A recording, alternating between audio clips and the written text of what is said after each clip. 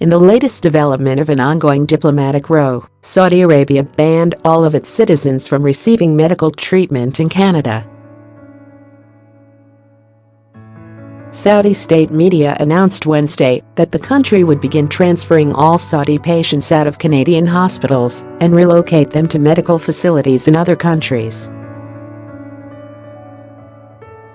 The news caused concern among some Saudi expats in Canada. During the last 48 hours I have been contacted by so many students who are struggling to know their situation, Omar Abdulaziz, a Saudi national who has been a political refugee in Canada since 2014, told Newsweek. There are around 1,500 Saudi doctors in Canada. It was a shock for them. Abdulaziz also said that Saudi authorities had contacted his family and friends in Saudi Arabia and threatened to arrest them if he continued to tweet about the ongoing diplomatic dispute.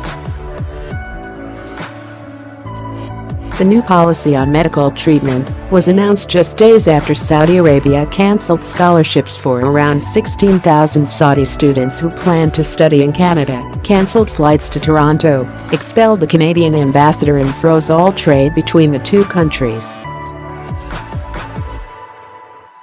The diplomatic fallout began after Canadian Foreign Minister Chrystia Freeland tweeted a message about the arrest of civil society activists in Saudi Arabia.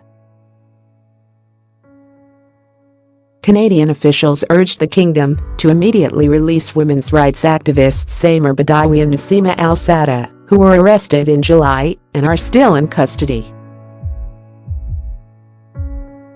Samar Badawi is the sister of Raif Badawi, a high-profile human rights campaigner who Saudi Arabia sentenced to 10 years in prison 4 years ago.